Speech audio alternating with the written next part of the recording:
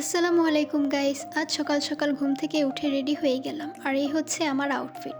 আমাকে এই আউটফিটে কেমন লাগছে অবশ্যই কমেন্টে জানাবেন। এখন আমি চলে যাচ্ছি নরসিংদী রেল স্টেশন। স্টেশনে যাওয়ার পর কিছুক্ষণের মধ্যেই ট্রেন চলে এসেছে। নরসিংদীর থেকে ভৈরবের দূরত্ব তেমন বেশি না। ট্রেনটি ভৈরব এসে ইঞ্জিন ঘুরিয়ে নিচ্ছিল, আর তার মধ্যে আমার ফ্রেন্ডরা ভৈরব স্টেশন থেকে উঠে পড়েছে। ইতিমধ্যে আমরা চলে এসেছি আমাদের গন্তব্য কিশোরগঞ্জে। এখন আমরা যাব আমাদের কাঙ্ক্ষিত গন্তব্যে। তোমরা হয়তো বুঝতেই পেরেছ, আমরা চলে এসেছি কিশোরগঞ্জ জেলার ঐতিহ্যবাহী পাগলা মসজিদে। এখানে অনেক দূর দূরান্ত থেকে মানুষ এই মসজিদে আসে। আমরা জোহরের নামাজ শেষ করে চলে আসলাম এখানে তবারক নিতে। এই মসজিদের পাশে অনেক দোকানপাট রয়েছে। এখানে পাওয়া যায় বিভিন্ন ধরনের তসবি, ওয়ালমেট, আতর, টুপি এবং বাচ্চাদের খেলনা সহ অনেক কিছু। আর এখানে যখন এসেছি তখন তার স্মৃতি হিসাবে আমিও কিছু জিনিস কিনে নিয়েছি। এদিকে বিকেল হয়ে যাচ্ছিল, তাই আমরা চলে যাচ্ছিলাম কিশোরগঞ্জ স্টেশনে।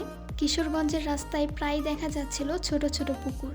আমরা স্টেশনে এসে দেখি ট্রেনে প্রায় মানুষ উঠে পড়েছিল, কিন্তু খুব ভালো লেগেছিল যে ঠিক সময় মতো ট্রেনটি ছেড়ে দিয়েছিল।